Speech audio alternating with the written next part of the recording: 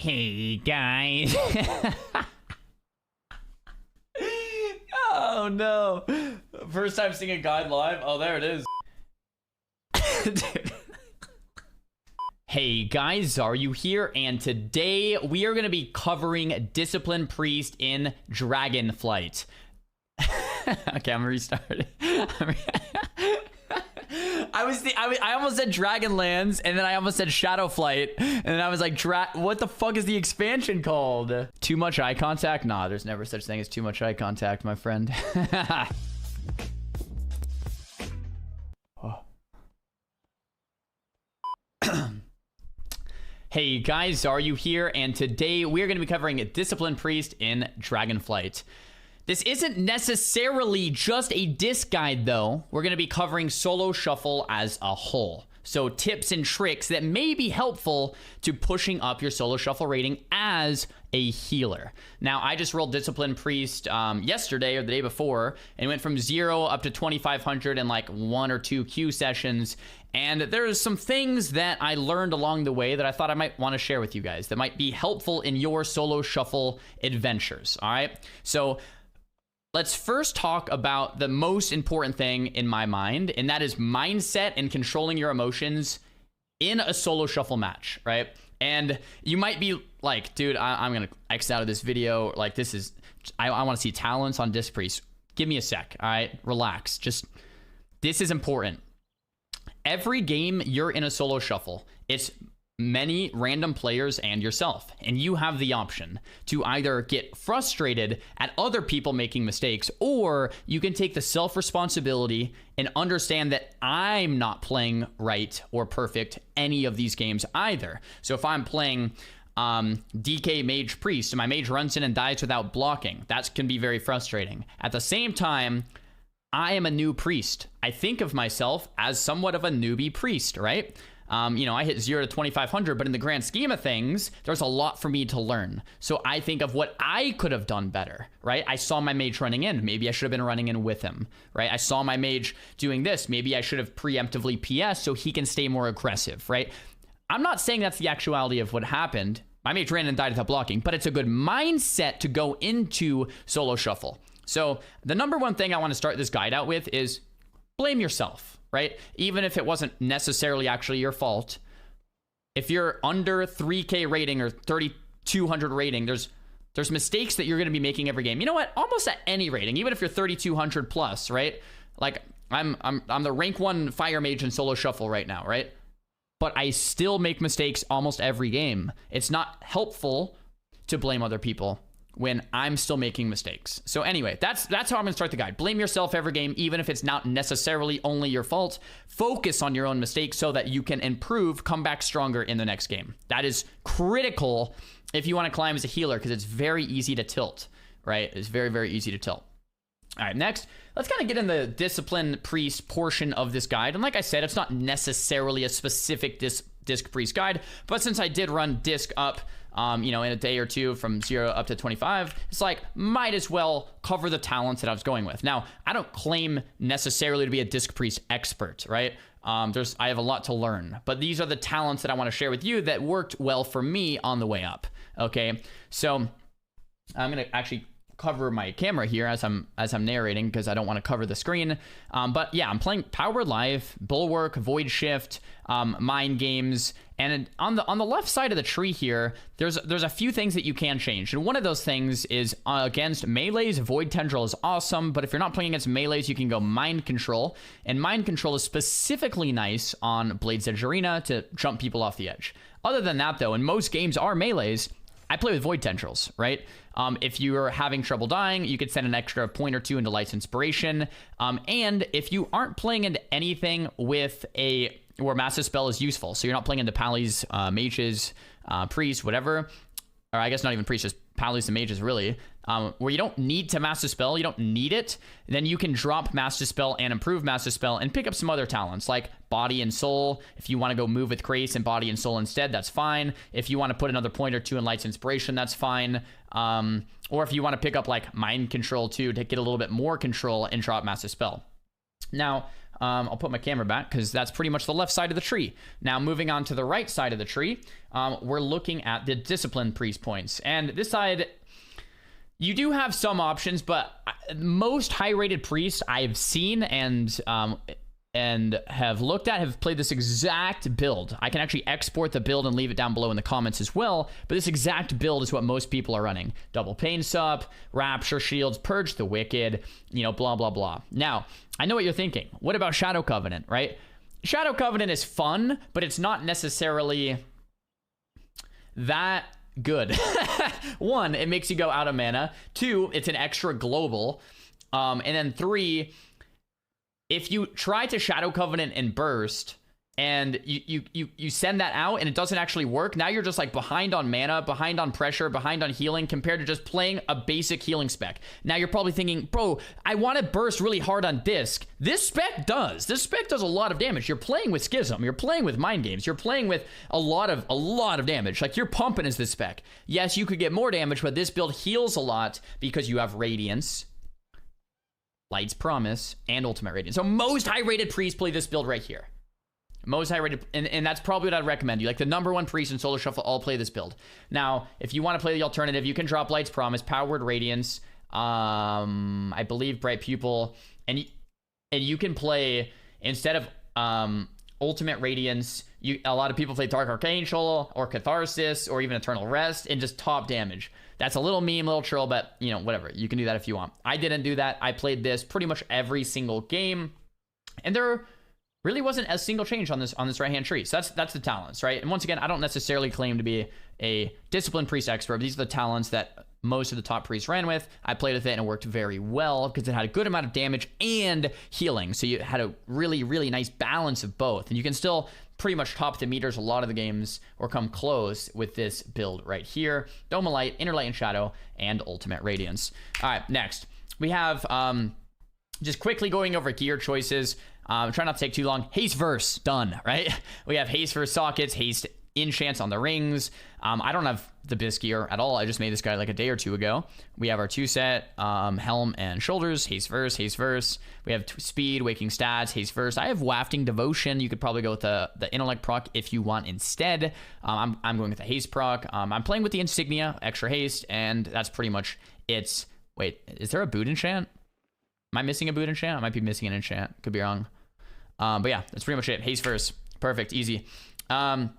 Someone wanted me to cover races in terms of Discipline Priest in the new expansion. Race doesn't matter that much anymore because of the 2-set Trinket bonus. I've been enjoying playing Undead because of Will of Forsaken. Now, if you do pick Undead, keep this in mind. Will of Forsaken and Trinket share cooldowns. If you will, you won't be able to Trinket for 30. So a lot of the times, if you get feared, you don't want to will until you've already used Trinket Swap. Swap and Trinket, almost think about it as one cooldown. I'll cover that a bit later, but Trinket Swap, because a lot of the times you're in a blind or in a sheep or in a whatever, and you need the swaps. You Trinket Swap. Think about it as almost one cooldown there. Cool. Let's get into targeting binds. Now, a lot of people have been asking how I switch targets so smoothly in Arena. And man, this is, I think this is like the best way to target. I initially got this idea back like 10 or 15 years ago from Hydra that plays Disc Priest, but I use scroll up to target party 1, and I use scroll down to target party 2. I normally have, I normally play 3s, and my side mouse button is target self. So I can target myself with the side mouse button, scroll up to target party 1, scroll down to target party 2. You know how easy that is? Every game, I just scroll up, scroll down, scroll up, scroll down. Like, I need to shield one guy, switch to the other one, dispel him, switch back to the first one and pop a renew, switch to the other guy, shield him, switch to the first guy, you know, radiant, switch to the second guy, dispel him again, switch to the first guy, rapture shield, second guy, rapture shield. You can just smoothly go back and forth. I think it's the best way to do it. There's other ways to do it. Having said that, I would definitely highly recommend targeting party 1 and target party 2 and target self macros as a healer. If you're not doing that, you're doing a huge disservice to yourself, whether you're playing priest, shaman, monk, you know, evoker, whatever, any healer. You can keybind these in the default settings. However, if you make a macro and you hit it twice, it will not target pets, which I prefer because I like to spam target party 1 and spam target party 2. If you use the keybind settings, if you double tap it, it'll go to the pet of that player, and I do not like that. So once again, I made a macro instead of using it in the default keybind settings. Okay, next we have An add-on that is helpful with that called sort group. The sort group add-on sorts your group through parties 1, 2, 3, 4, so you're always on the bottom or the top, whatever your preference. And 1, 2, and 3, 4 will be above you or below you, depending on what you actually pick here. Okay, and that'll make it so that they're not scrambled every game. So that's a really nice add-on. Next add-on I would highly recommend in a solo shuffle healer. Highly. You have to have this add-on, right? Omni CD or Arena Team Tracker, they do the same thing. What this add-on is going to do is it's going to show you the cooldowns of your teammates. If I'm playing with a mage, I can click like, okay, it'll show me when he ice blocks, alter times, cold snaps, combust, like, you know, whatever ones you actually choose to pick. Same thing with a hunter. I can see Ixil, survival, aspect of the turtle, roar of sacrifice. Why do you want this? It's good to know what defensive cooldowns your teammates have so that you can rotate well with them without using voice. Okay? Omni CD, Arena Team Tracker, download it, install it. It is a must if you want to climb and solo shuffle as a healer. I'm trying to think what other add-ons. I mean, of course, this isn't an add-on video, but like specific add-ons to climb and solo shuffle. I guess Omni CD would be pretty up there. Sort group is nice. And then Omni bar for tracking like enemy CDs and stuff like that. And we have big debuffs to show important spell immunities, interrupts, crowd control to be easier to identify what to dispel. For example, if you're playing, you know, Hunter, Rogue, Priest, and your Hunter is feared, it'll show a big fear icon on the Hunter. So you'll actually be able to see that they're feared with much better awareness than just seeing one tiny little fear button. If you're new to the game, big debuffs is definitely going to help you out there. And then, yeah, to continue on with macros, I don't have anything that crazy. The most interesting macros I have to show you guys are probably ones like this, where my number one key is renew, but if I target an enemy, it's purge the wicked. Clever, right? If I target a friendly, it renews them. If I target an enemy, it purge the wickeds. It's a hot / a dot. It's a nice keybind saver, right? Similarly, I have Mind Blast on 3, but if I target myself, flash heal. Nice little keybind saver there as well, right? That's kind of how that one works. Other than that, I mean, I'm trying to think. Target party 1, target party 2, and then the renew. And this is kind of the syntax. You can make it for any 2 abilities you want. So just the first one is with harm, and then the second one is the one you want on yourself below it without the harm macro. I have a focused mind control macro, but I don't even really use that. So I have a target self macro that's just at player. Target player, targets yourself. And, geez, I can't think of much else. I have a dispel self macro too. Fade, stop casting fade. Pet attack, Shadow Fiend. But yeah, that's pretty much it. No crazy macros. Inner light versus inner shadow. A lot of questions on this. Inner light is more mana efficiency, because it reduces mana cost, just point blank. Inner shadow increases spell damage and atonement healing. Now, I made the mistake of playing Inner Light when I was first playing Priest. Inner Shadow is more... Inner Light's kind of a trap, right? Because how do Priests win? Priests win by doing a lot of damage, right? You guys might know, if you're watching this video, that Priests do a lot of offensive pressure, and that's what makes them so strong. They do a ton of damage. You can do as much almost as a damage dealer. Inner Shadow increases that damage by 10% and increases the atonement healing, which is the healing you get through the damage that you're doing, right? To everyone with... atonement. Okay, so you put atonement up, you do damage, and it heals people. That's pretty much the playstyle you want. So in that sense, Inner Shadow is more mana efficient than Inner Light, because you don't want to be spamming flash heal. You don't want to be spamming heals out. What you want to be doing is throwing some shields around and doing a ton of damage, right? And I guess we can kind of get into that in terms of the spell priorities for Discipline Priest. Spell priority, you want to just be able to throw power word shields around because it's your biggest heal, or pseudo heals, it's a shield really, for the amount of mana cost, and it's instant cast. 6-second cooldown. Now, power word shield does get reduced with renew. So you can actually reduce the cooldown of power word shield, so you can power word shield if you just spam renew.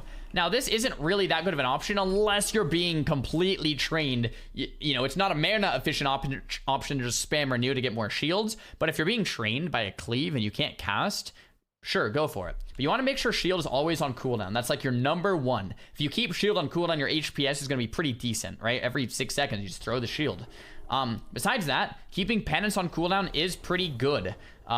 Besides that, what you don't want to do is flash heal. Flash heal, you can pretty much like unbind it. It's only gonna be useful as if you have like no other heals. You're behind the pillar with a target. There's no kicks up, and you're like, dude, I need to heal you, and I don't care about mana. It's not mana efficient. There's better ways to get the job done. Now, at the start of a game in threes, a lot of times you want to purge the wicked like 2-3 targets, right?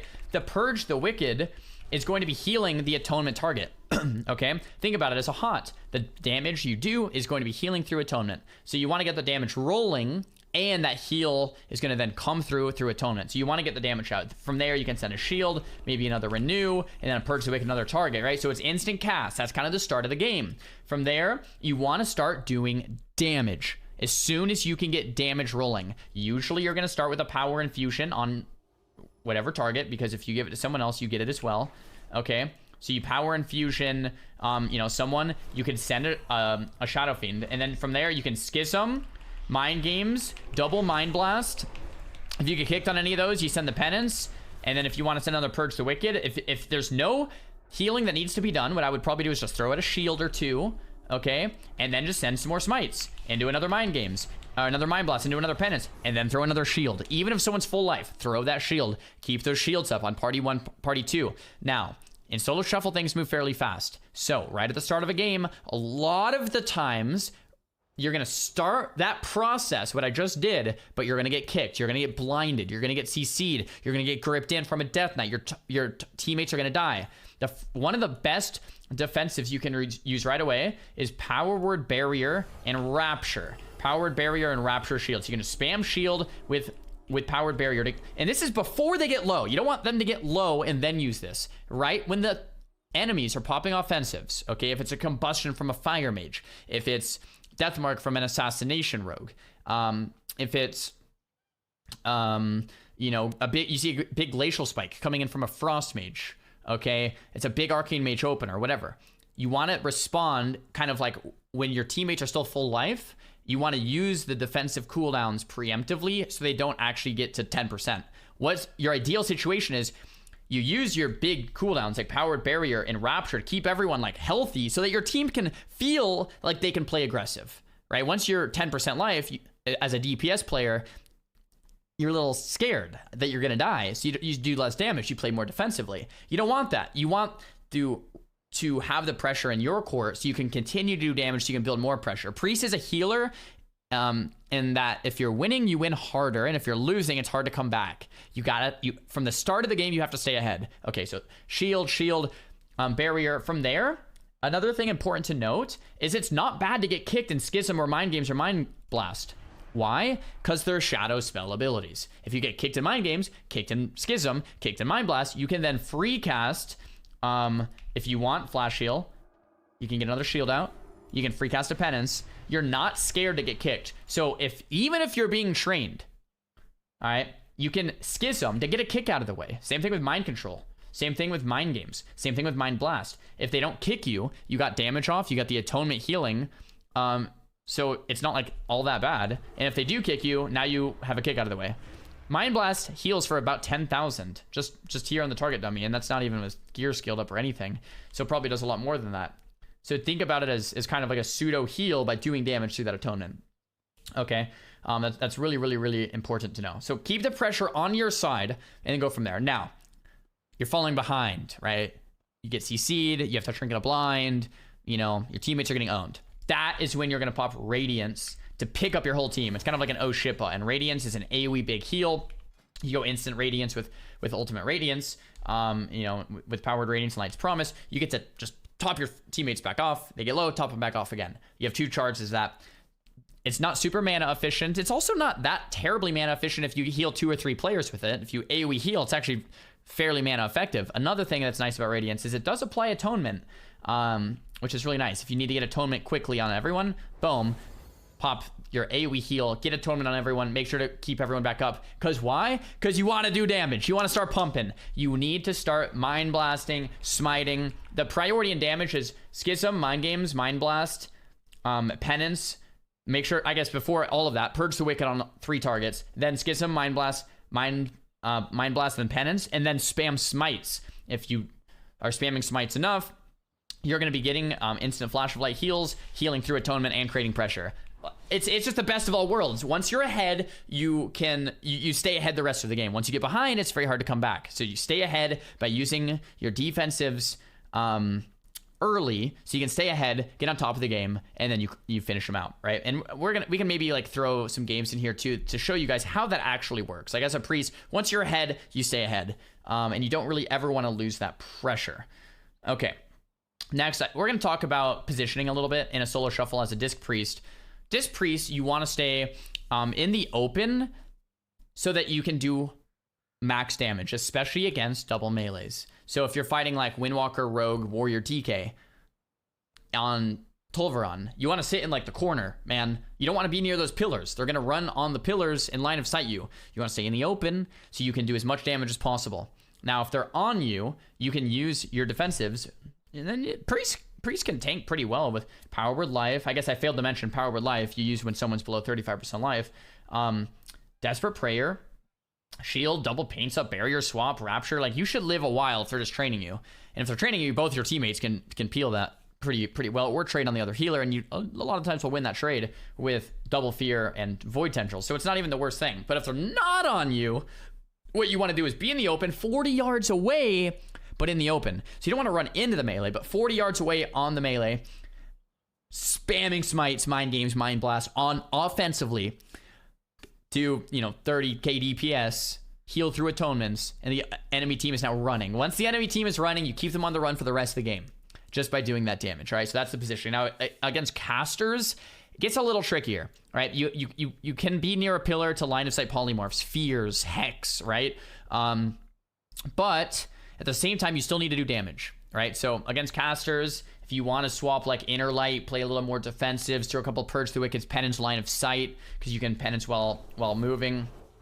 That works fairly well, but if you get down the open and CC'd, you just lose the game. But at the same time, you need to do enough damage to where they're scared, because that's the strength of Priest. So against casters, it's kind of a balance. I guess we kind of already touched on it a little bit, but I want to really drill this point home. One of the best ways to climb, especially out of like the 1300, 1400, 1500, 1600 bracket as a healer, even up to like 2k, 2100, this is so true. If you get nothing else out of the video, listen here. You want to pair defensive cooldowns with the enemy team's offensive cooldowns. If a rogue pops Death Mark on the enemy team, you can use a weak aura. Tell me when to identify when they pop it if you want. You want to instantly pain sup or Power Word Barrier. You don't want to let them get low. Just respect it. One of the biggest reasons why people are stuck at 1300 rating is because they have cooldowns left when they die. Okay? They have cooldowns left when they die. Try to, if you're a healer in solo shuffle, and if you get nothing else from this video, try to play every game of solo shuffle without having any defensive cooldowns left before your team dies. And you should at least hit 2k, 1800, 2k doing that. If every game you have not a single defensive, and I'm not just saying like instantly gates open, you swap, barrier, no, but you use all of your defensive cooldowns, right? There's a good amount of them before your teammates die, right? You should be for sure out of the 1200, 1300 bracket, 1400 bracket, because in that rating, I just went from 0 to like 2500. At that rating, people are just not using cooldowns, not using defensives. Like if a hunter is popping offensives or Stormkeeper's Sky Fury Totem from an Ellie Shaman, just pain sup your guy. Keep him offensive so he can do more damage, so you can do more damage, right? You can shove. The games are going to be about a minute long on average, maybe 2 minutes, and once you hit higher MMR, maybe closer to 2.5. Bro, that's a short game. You can almost always have a defensive up. You can almost always have a pain sub, a barrier, a rapture, a swap. Like once you're at a cooldowns and you lose, you could think about, did I trade perfectly? Could I have saved pain sup? But that's more upper level play. Really just try to trade every defensive with an offensive from the enemy, and you'll climb so much rating just doing that. Staying in the open, doing damage, and trading your defensives preemptively, or like as preemptively as possible. Smoke bomb, barrier, blind, trinket. Okay, Death mark on the other guy, pain sup. Start slamming the damage. Keep them top. Keep them aggressive. Keep your teammates aggressive by using those defensive so they can just keep pushing and keep doing damage. All right, that's going to be so critical as a healer. Now, the positioning of your partners can be pretty tilting, right? And if you've played a healer in solo shuffle, you know what I'm talking about. Your DPS a lot of the times will do this kind of thing. Well, they'll just like run in and line of sight you like right here and just die behind the pillar, right? Having marks really helps. You can put a mark over their head so you can see where they're at. And if someone's running in like that, even if you don't want to, what you're gonna kind of have to do is support them, right? You're the healer. You have to come like this, right? So you can stay in their line of sight and heal them from this position. Even if you don't necessarily want to, you're kind of at their will. They're the DPS, you're the healer. Always think about staying about 40 yards behind them, even if it's a mistake, because it's like, well, at the end of the day, they're there. They're either gonna die or you're gonna back them up. You're not in voice. You can't tell them to come back. They should come back, right? I'm not saying they're wrong or they're right to push in, but since they did push in and you're the healer, you try your best to back them up, right? That's solo shuffle. That's the mindset thing we talked about at the start of the video. Okay, so you always play about 30 yards behind your DPS as a disc priest, as a healer. As soon as those DPS push in more, you stay 30 yards. If they pull back, you pull back.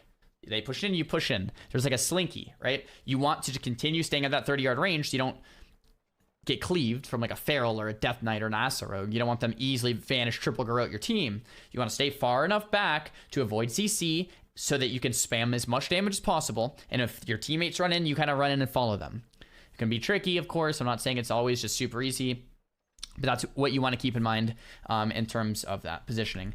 Yeah, that's pretty much a lot of the key things here. Maximize, like just to recoup, maximizing DPS as a priest is massive. Keeping that mindset of I'm gonna blame myself when I take a loss so that I can stay not tilted, because at the end of the day, you know, I have a lot to learn on what, you know, especially if I'm under like 3K rating, I have a ton to learn every game, every single game. Now, if you're like 3,200 rating and someone just ends the game, you know, it's frustrating. But if you're under like a certain rating, probably like 3K or something, it's like there's so much you could do every game different, even if your teammate dies without dispersing. It's like, okay, well, maybe I could have gripped them. Maybe I could have preemptively healed. Maybe I could have pressured more. Maybe I could have positioned differently. Maybe I could have preemptively raptured to keep it more aggressive. You know, there's so much to think about. So always blame yourself. It'll keep the tilt from happening. Maximize damage and then focus on that positioning, and never end a game with cooldowns up. Even if you trade inefficiently, it's better than not trading at all. As you get higher rating, you're gonna have to start trading more effectively. You're gonna have to start making the trades more effective, and that comes with experience, okay? Like against a rogue, you don't want a powered barrier till smoke bomb, because you need to powered barrier the smoke bomb. If you don't have powered barrier for smoke bomb, you just lose. So powered barrier against rogue for smoke bomb, right?